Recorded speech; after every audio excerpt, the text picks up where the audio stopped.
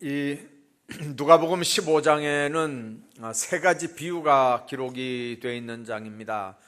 여러분들이 아는 대로 잃은 양, 또 잃어버린 드라크마, 그리고 오늘 잃어버린 아들, 이렇게 세 가지 비유가 나오는 장인데, 앞에 두 개도 다 예수님 귀한 비유지만 특별히 이 탕자의 비유라고 일컫는 이 아버지 집을 떠났다 다시 아버지께로 돌아오는 이 집 나간 아들에 대한 비유는 오늘 우리에게 많은 교훈들을 주는 말씀입니다.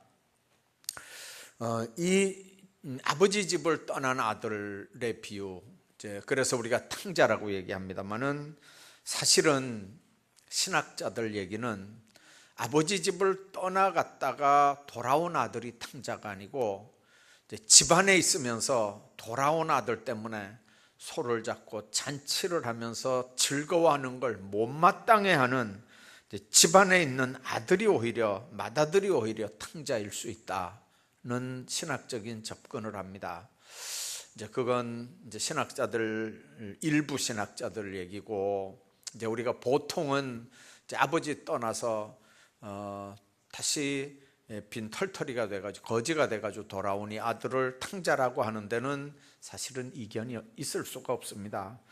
자, 그 교훈이, 그 비유의 교훈이 왜 그렇게 중요하냐면, 인간이 하나님을 떠나는 이유가 분명하게 그 비유 가운데 제시가 되어 있습니다. 하나님을 떠나는 이유가 뭐냐?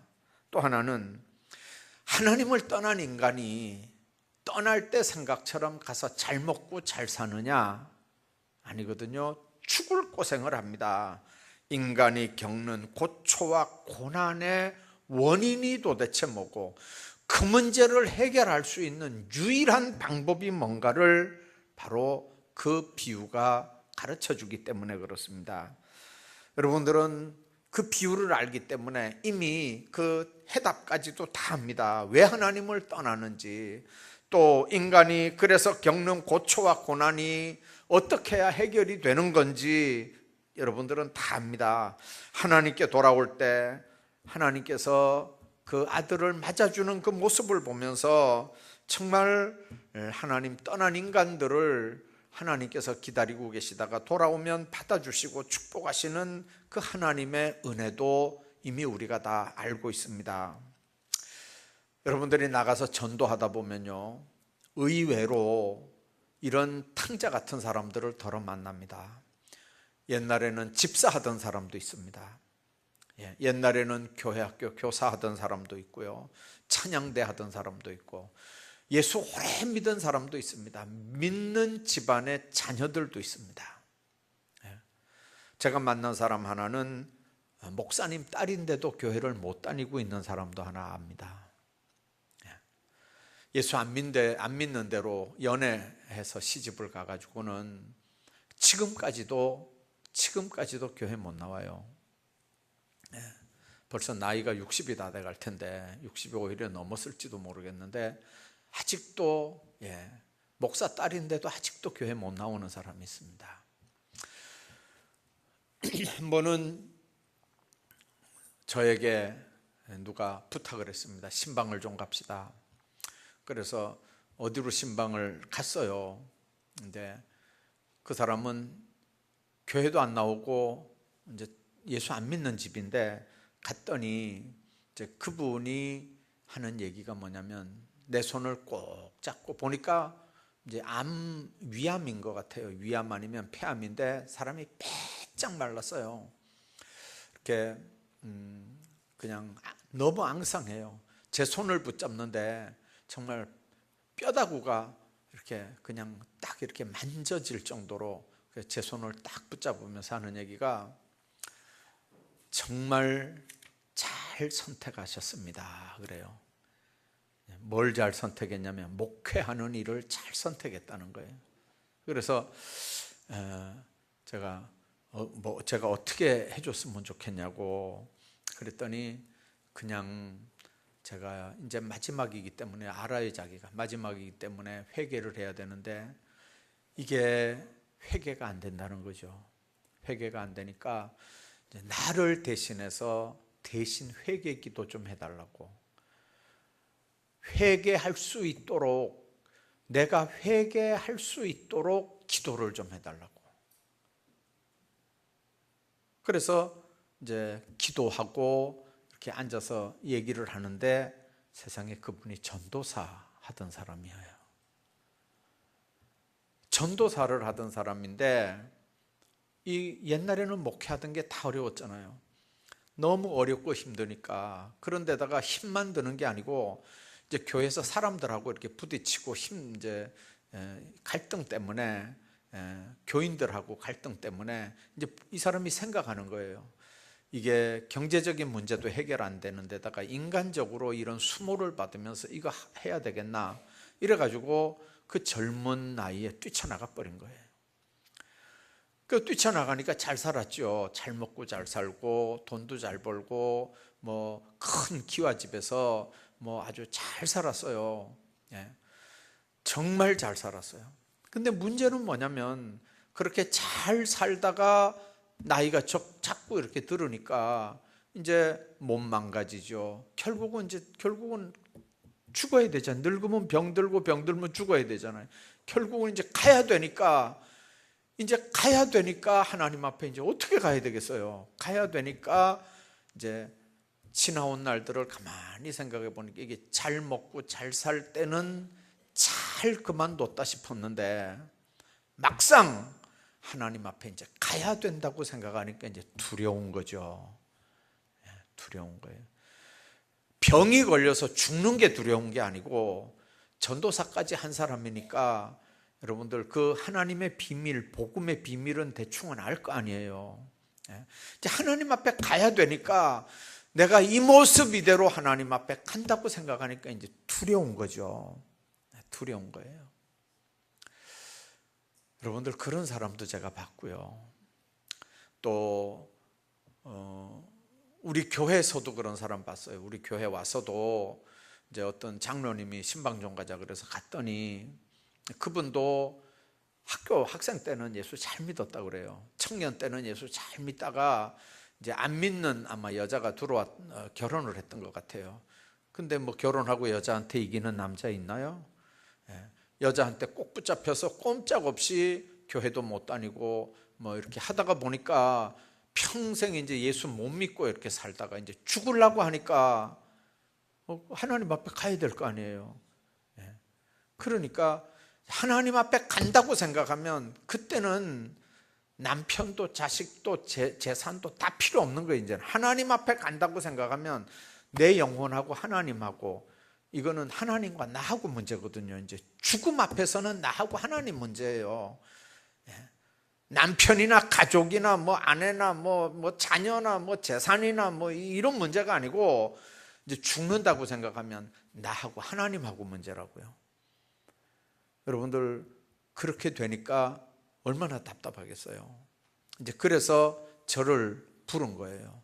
가서 이렇게 보니까 그냥 그분도 눈물 흘리면서 그냥 처절하게 회개하는 거예요. 처절하게. 여러분들 기회 있을 때 예수 믿고, 기회 있을 때 건강할 때 하나님께서 맡겨주신 물질 있고, 그래도 정신 똑바를 때 그 정신 가지고, 그 건강 가지고, 그 물질 가지고, 그 시간 가지고 하나님 앞에 충성하고 헌신할 수 있다는 게 복인 줄로 믿으시기 바랍니다. 우리가 가서 전해야 되는 게 뭘까요? 나보다 더 똑똑한 사람도 있어요. 나보다 더 공부 많이 한 사람도 있습니다. 나보다 더 건강한 사람도 있어요. 나보다 세상적으로 더 잘 나가는 사람도 있어요. 그러니까 나보다 더 잘 나가니까 그러면 내 전도 대상자가 아닌가요? 분명하게 우리가 전해야 돼요. 때가 되면 당신 하나님 앞에 서야 되고, 하나님 앞에 설 때 할 말이 있어야 될 거 아니냐. 그건 전도하는 사람도 마찬가지예요. 여러분들, 내가 너를 붙여줬는데 그런데도 불구하고 내가 예수 믿으라는 얘기를 안 해서 그 사람이 지옥 가게 생겼다면, 그 사람은 안 믿었으니까 당연히 가는 거예요. 그러나 그 영혼에 대한 죗값은, 핏값은 누구한테 찾는다고요? 우리한테 찾는다는 게 다니엘서를 통해서 우리에게 주시는 말씀이고요, 에스겔을 통해서 우리에게 주는 말씀이에요. 하나님께서 주시는 이 말씀들을 우리가 생각하면 우리가 만나는 사람들요 정말 착각 가운데 살거든요. 우리도 다 그런 과정들을 거쳤어요. 또 그런 과정을 계속 거치면서 살아요. 여러분들, 아버지 없어도, 하나님 없어도, 하나님 떠나도 착각 속에서 행복할 수 있다고 생각하고 아버지 떠나서 먼 나라 가거든요. 여러분들, 떠나면 잘 살 것 같았는데 몰락하는 과정을 통해서 한 인생이 가지고 있는 착각이 얼마나 불행하고 얼마나 무서운가 하는 걸 우리가 생각하게 됩니다. 따라합시다. 착각은 자유다. 착각은 자유래요. 무슨 착각을 하든지 그건 자기 마음대로 얼마든지 할 수 있어요. 돈 드는 거 아니에요. 착각은 자유예요. 그러나 착각의 결과는 비참하거든요. 여러분들, 탕자는 아버지가 아직도 죽지도 않았는데 죽으면 어차피 내 목 있을 거 아니냐, 내 거 달라는 거죠. 이스라엘 나라 법은 그렇게 하면 안 돼요. 살아있는데 어디 내 몫이 어디 있어요? 살아있을 때는 아들 몫은 없어요. 100% 다 아버지 거예요. 살아있는 아버지에게 내 목 내놓으라고 하는 말은 아버지 빨리 죽어라 그 소리보다 더한 거거든요. 그러니까 유대 나라 법에서 그거는 용납이 안 돼요. 자, 그런데도 이 아들은 아버지한테 내 목 내놔라 이래가지고 자기 몫을 받아가지고 아버지를 떠나서 먼 나라로 가서 참 방탕하게 살았다고 그랬어요. 여러분들, 착각의 결과는 그 인생이 불행한 상태로 이렇게 결과를 가져오는 건데, 오늘 우리가 만나는 사람들, 여러분들 똑같은 착각 속에 살거든요. 많은 사람들은 그렇게 생각해요. 의욕이 강하니까 성공한다. 그런가요? 의욕이 강하면 성공하나요? 착각이에요. 여러분들, 대단한 의욕을 가지고 있었던 게 둘째 아들이에요. 큰 아들은 의욕이 없어서 아버지하고 같이 사는 거 아니에요. 여러분들, 11절부터 13절까지 보면 삶에 대한 별다른 꿈이나 의욕 없이 아버지 밑에서 아버지가 시키는 대로 살면서 아침 되면 양 끌고 들어가고 오후 되면 또 밭에 심은 곡식 돌보면서 평범하게 살던 그 큰 아들하고는 다르죠.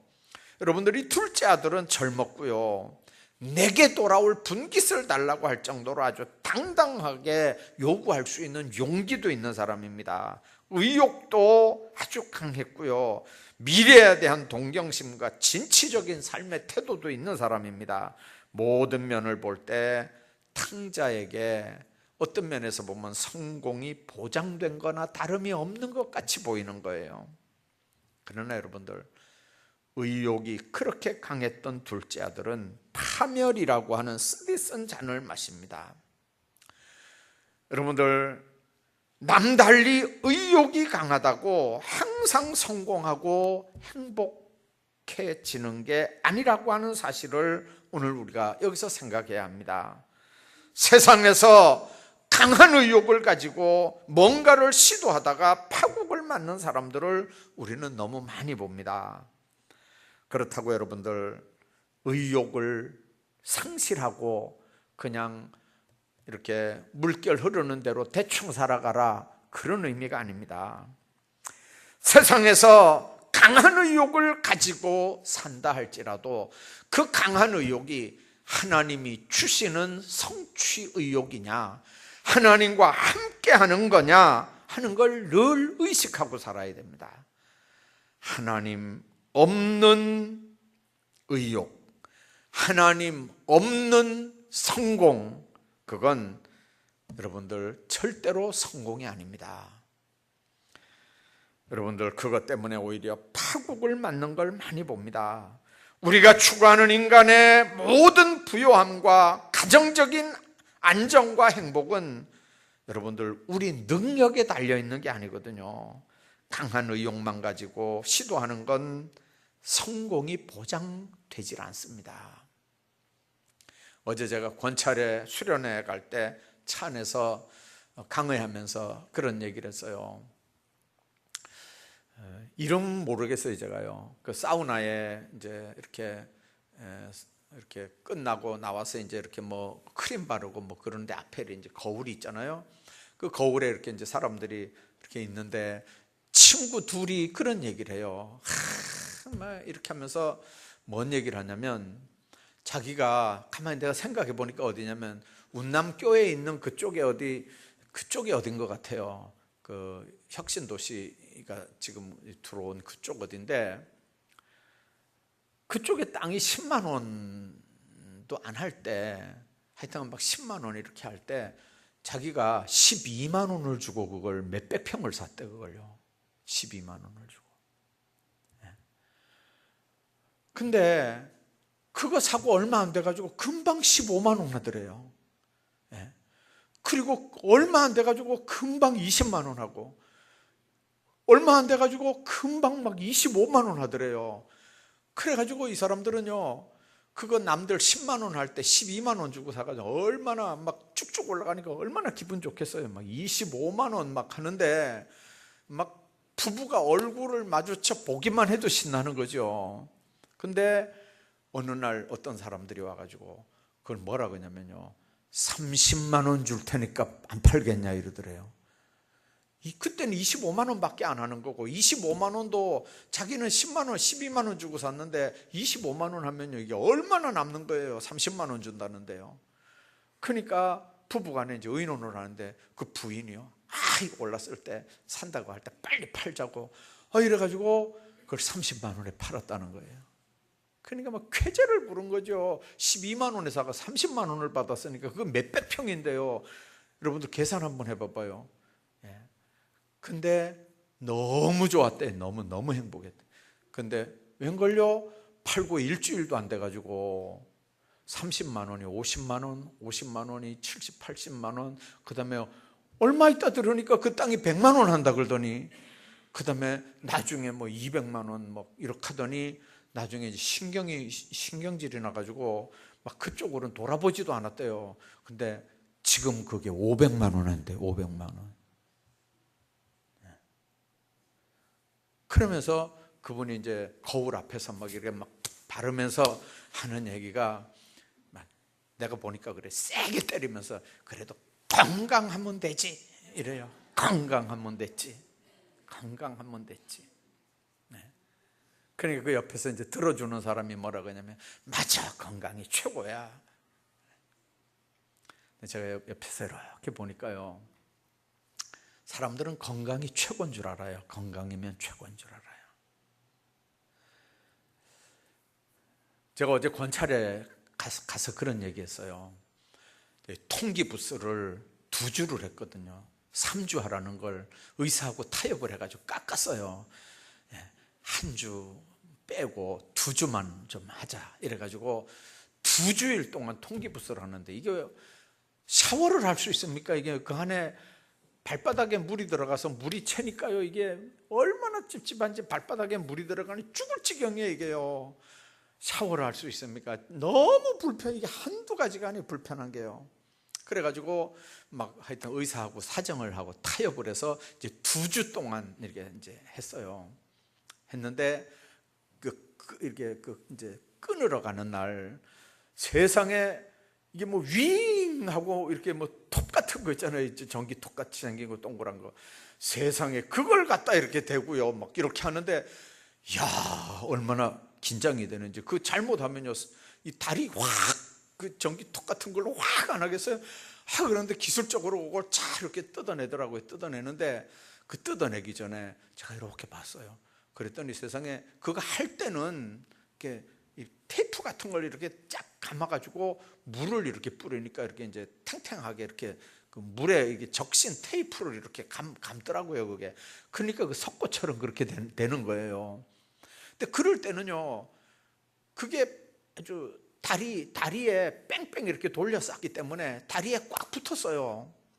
근데 그거 뜯으러 갈 때는요, 2주일 만에 그걸 뜯으러 갈 때는요, 세상에 손바닥이 그 안에 쑥 들어가는 거예요.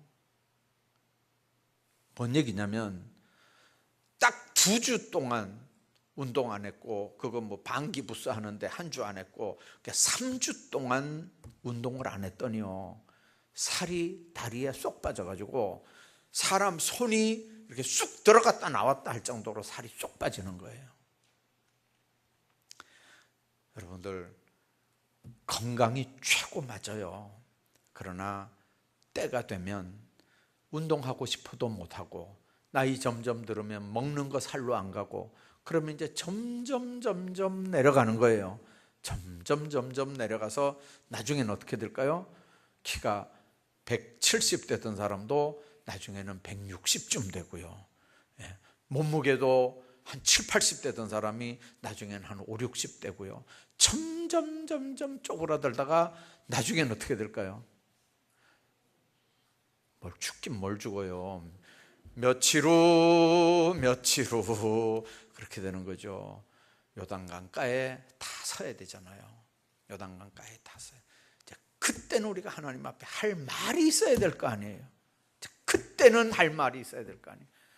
그때도 건강이 최고일까요? 아니요. 그때까지만 건강이 필요한 거예요. 그 다음부터는요, 건강도 필요 없어요. 그때까지만 돈도 필요한 거예요. 그때까지만 물질도 필요한 거예요. 그때까지만 주변에 사람도 필요한 거예요. 요단강에 신발 딱 벗어놓는 순간, 그때부터는요, 하나님과 나하고 관계예요. 그때는 뭐가 필요할까요? 아무것도 필요 없어요. 그때는 딱 하나, 티켓만 필요해요. 믿음의 티켓, 믿음이라고 하는 티켓. 여러분들, 예수 몇 년 동안 믿었습니다. 그것도 필요 없어요. 나는 교회에서 뭐 목사했습니다. 그것도 필요 없어요. 그때 필요한 건 정말 예수님을 내 구주로 모셔드리고 그분이 내 왕이고 나는 그분께 순종하며 살았는지, 그분을 의뢰하고 정말 그분께 내 인생 맡기고 살았는지, 믿음 티켓 그거 하나밖에 필요한 게 없어요. 뭐가 필요하겠어요? 거기 갈 때까지만 필요하지. 요단강에 신발 벗어놓을 때 거기에 그때부터는 뭐가 필요하겠어, 하나님 앞에요. 그런데도 세상 사람들은요, 의욕만 강하면 여러분들 얼마든지 성공한다고 생각하거든요. 세상 사람들은요, 쾌락을 추구한다고 하면 행복한 줄 알아요. 그래서 여러분들 13절 보면 탕자가 먼 나라 가서 허랑방탕하게 지내면서 대산 다 허비했다고 그랬잖아요. 아버지 살림을 창기와 함께 먹어버린 아들이라고 형이 아버지한테 달라드는 거예요. 먹어버렸다는 말은 개걸스럽게 탐식했다는 뜻이지만, 이성을 잃고 한 일에만 열중하다가 모든 인생을 다 탕진했다는 의미예요. 여러분들, 하나님은 우리가 가난하게 세상에서 살길 원하지 않아요. 하나님은 불신자보다 예수 믿는 사람이 잘 살길 원합니다. 경제적인 여유가 있어서 하나님 위에 살고 가난한 사람 돕고 풍성하게 사는 걸 원합니다. 그러나 여러분들, 예수 믿는 사람들이 돈 버는 이유가 뭡니까?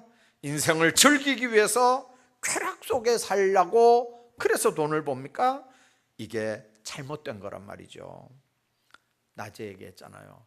얼마든지 돈을 벌지만 정말 주님 위해서 아름답게 쓸 수 있는 삶의 모습, 이 시대는 성령 충만하지 않고는요, 방탕하며 살 수밖에 없어요. 성령 충만히 받아서 성령이 우리를 다스리고 지배하는 삶 속에서래야 세상으로 눈 돌리지 않고 살지, 여러분들, 성령이 우리를 다스리지 않으면 얼마든지 우리가 성령을 조종하면서 성령을 이용해 먹으면서, 그러면서 그걸 예수 잘 믿는 사람인 것 마냥 그렇게 하면서 세상을 범죄하면서 사는 거예요. 여러분들, 성령은 우리가 이용해 먹을 수 있는 분이 아니에요. 성령은 우리가 이해시킬 수 있는 분이 아니에요. 그분이 우리를 다스리고 그분이 우리를 장악하고 그분의 나라가 말씀을 통해서 우리 안에 이루어져야 우리 속에 하나님의 나라가 이루어지는 줄로 믿습니다. 우리는 그 나라를 이 땅에 이룰 사명을 가지고 사는 사람들이에요. 탕자가 허랑방탕한 건 술에 찌들었다는 걸 암시하는 거예요. 술에 취해 있었다는 거거든요. 쾌락에 취해 있었다는 거거든요. 여러분들, 그 삶이 금방은 행복한 것 같아도 그 쾌락 속에서 결국은 파멸에까지 이르게 되는 거거든요. 뿐만 아니라 다 잃어버렸다고 인생 끝나는 게 아니라는 거예요. 이 사람은 착각했어요. 이제 다 끝났다. 이제 아버지한테 염치도 없고 이제 거지가 됐고 내 몸은 이제 완전히 탕자가 됐으니까 이제는 난 끝났다. 예수 안 믿는 사람들 중에 여러분들이 만나는 사람들, 더러 이런 사람들이 있어요. 더러 이런 사람들이 있어요. 심지어는 이제 이 모양을 하고 어떻게 내가 교회를 가겠나, 이런 사람도 있다니까요.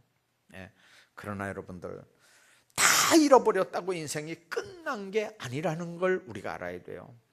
여러분들, 왜 그렇게 살았냐면 돈이 없어서 그렇게 산 게 아니에요. 남의 집에 돼지 치는 목장에서 가난하게 살고 사람 대접 못 받고 살아서 인생이 그렇게 된 거 아니에요. 이유는 뭐냐면 아버지 집을 떠나서 인생이 그렇게 된 거거든요. 그러면 그 문제 해결하려면 아버지께로 다시 돌아오면 되는 거거든요. 여러분들, 아버지께로 다시 돌아오면 되는 거예요. 이게 어렵다고요. 이게 어려워요. 그런 사람도 봤어요. 어떤 사람이 너무너무 안 되니까 점을 치러 갔대요. 점을 치러 갔는데 이 점을 치는 사람이 갑자기 눈을 동그랗게 뜨더니 점괘가 안 나오는 거예요. 그런 점쟁이는요, 진짜 귀신이 임해가지고 귀신 붙어서 점치는 사람이고, 이 배워서 점치는 건 다 가짜들이에요. 귀신이 딱 붙어가지고 점치는 이 점쟁이가 점괘가 안 나오니까 막 씩씩거리면서 딱 보더니 예수 믿는 사람 아니냐고 막 쏴붙이더래요. 그러니까 방법이 없으니까 맞다 그랬대요. 맞다 그러니까 가서 예수는 똑바로 믿으라고 세상에 그래가지고 쫓겨나왔대요. 여러분들, 점쟁이가 전도 얼마나 잘하는지 몰라요. 또 어떤 사람은 하도 아파가지고 별짓을 다 했는데 안 되니까 이제 신 내림 구슬 한다고 했더니 신이 안 내리더래. 나중에 가보니까 뭐라 그러냐면요, 당신은 신도 안 내리니까 당신 사는 방법은 교회 가서 예수 믿는 방법밖에 없으니 교회 가라 그러더래요.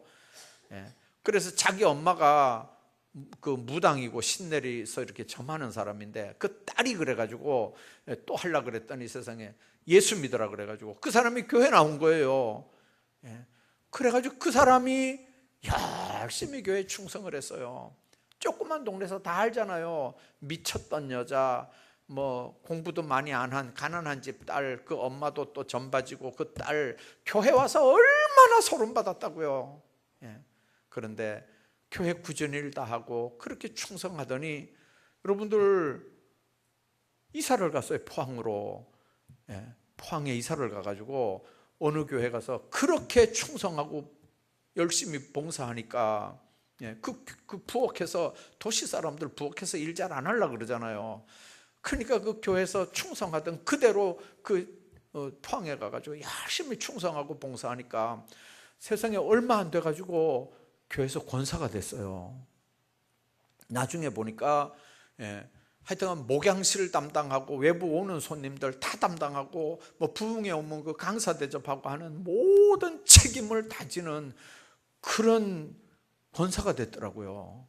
그 나중에 이렇게 보니까 세상에 그 권사님을 그 권사님을 통해서 뭐 얘기하다 보니까 세상에 우리 그 박상주 장로님 그 누님인가요? 동생? 누님이죠? 그분 나가는 같은 교회에서 같은 권사로 이렇게 봉사하더라고요, 보니까요. 아이고, 세상에. 정말 하나님 안에서 여러분들, 우리가 인간적으로 볼 때는 별 볼 일 없는 것 같아도요, 하나님의 손에 딱 붙잡히면요, 얼마나 존귀한 사람들로 쓰임을 받는지 몰라요.